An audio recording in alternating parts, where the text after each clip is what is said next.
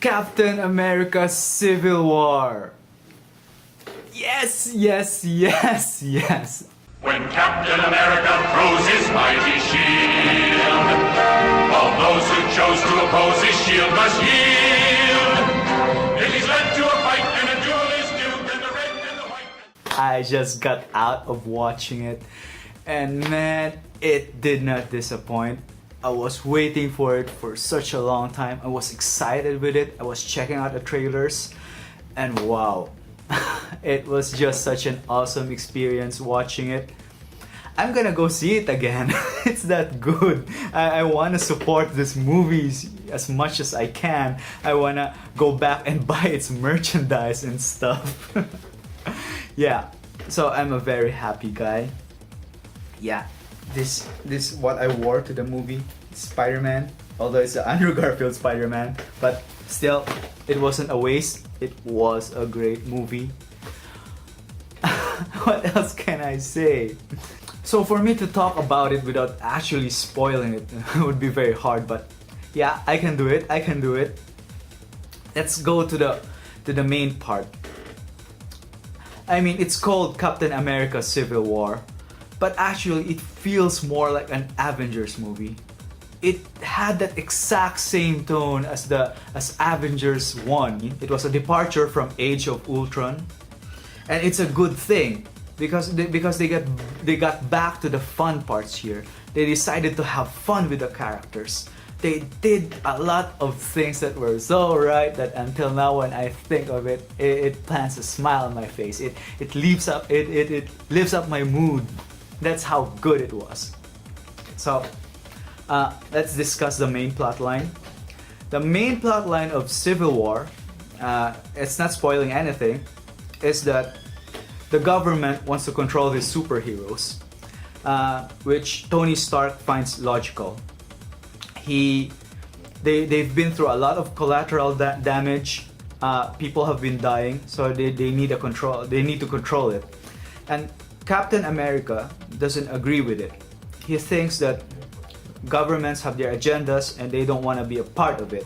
They want to leave the making processes to themselves. They don't want to involve outsiders, especially the government. And it makes sense, and that's what gets them into a conflict. And in the comic, the Civil War storyline, it's such a long and big and winding storyline with a lot of complications that involves the whole Marvel universe. But well, here's a minor spoiler. The movie actually kept it very, very small. It's a very tiny part of Civil War, and you would think it's a bad thing, but this is actually a great thing because it allows the movie to focus on the characters. It allows each of the characters to shine, each of the characters to have their own parts, and none of them get left out. There are a lot of characters here, and believe it or not, the movie did justice to all of them. It treated their characters and their previous backstories from their previous movies with a lot of respect. So that was just so great. It's almost impossible to do it. Like Avengers 2 Age of Ultron had that problem. There were too many moving parts with Avengers 2 that there were some characters that you can't help but feel left out. At the same time, Avengers 2 had this big and deep storyline. But this one, Civil War, even though I was going into it expecting a very complicated political storyline, but no. This one, it's simple, it's straight to the point, it focuses on humor, it focuses on great fight scenes, man, that's what I love. This movie had a lot of great fight scenes. I could even go as far as saying that this is the best fight scenes I've ever seen in a Marvel movie. I know, it's quite big because considering Avengers 1 was just so awesome. It had an awesome fight scene, but this one, you'll have to check it out. Well, to give you not really spoilers, but minor spoilers. Falcon. Falcon was a guy who had mechanical wings, and that was it. That was kind of boring, but no. Captain America Civil War actually made him interesting. I hated Falcon. When I first saw Falcon, I was like, what a boring guy. He can fly. Woo! Archangel, X-Men, yeah, original. But no, I was completely wrong. Falcon is such a cool character. His fighting style, his moves, they're awesome. Very, very good choreography. Very good use of the technology that he has. And, well, I also liked how they introduced Black Panther, the Wakandan prince in the comic line. Yeah, I like how they introduced him because they didn't go into a long and winding backstory, and he was introduced to us. There was this a bit of minor it wasn't really a backstory, but more of you can get what his character was like based on the conversations in the movie. So that was great. We don't need flashbacks. We're not stupid. We can just listen to conversations and form our own ideas on what a character is like. And I like that. I like that they respected us viewers to get into that with it going into a long and winding backstory like Batman v Superman. Yeah. That movie made a mistake of going into wasting a lot of minutes on Batman's flashback. This one didn't do it on anyone. And of course, I have to talk about it. Spider-Man! Yeah, I have to do it in that voice. Spider-Man. I know that the most annoying thing about Spider-Man, because he has been there has been what do you call that?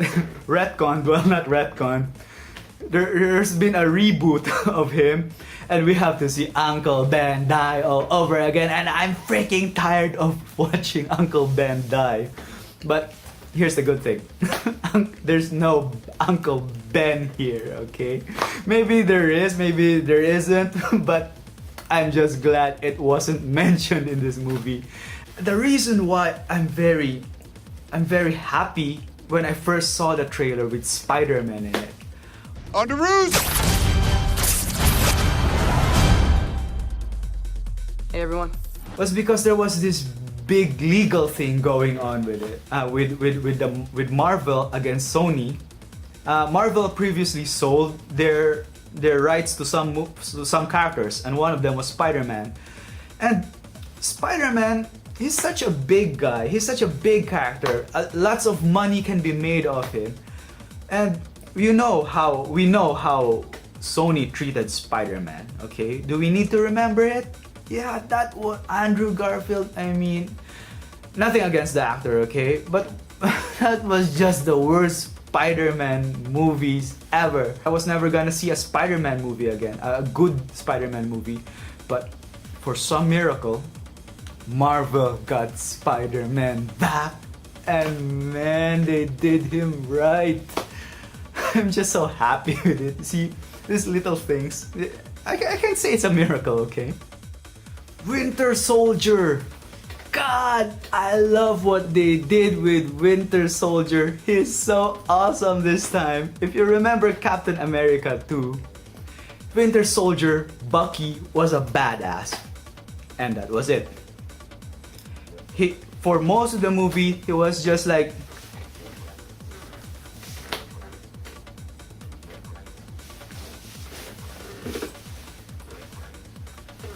yeah, that was what Winter Soldier was to me.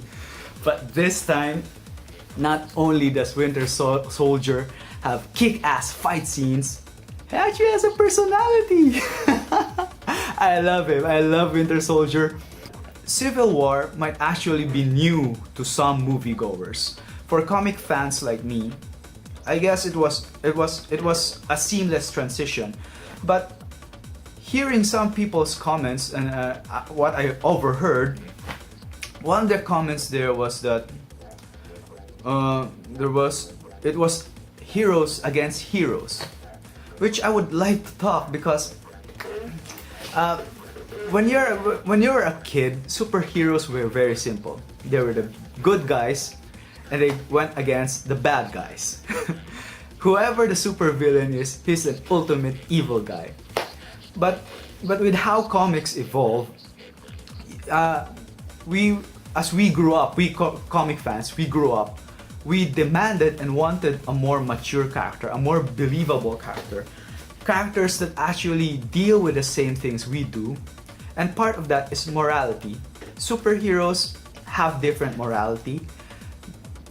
It introduced new movie fans, or even kids, that superheroes doesn't necessarily mean 100% good guy. It could also actually mean that they're just fighting for their sense of justice. Heroes going against heroes, heroes siding together with villains, stuff like that. That's what makes a good movie. Please go watch it. Please support it. Watch it 5 times if you must. We need these kinds of movies. This is the superhero movie that should define more superhero movies. So thank you for listening to this review, and I hope you would check more of my stuff. I'm planning to do more of these. This is just the beginning, so bear with me. I'm learning as I go along. Have a nice day. When Captain America throws his mighty shield, all those who chose to oppose his shield must yield. It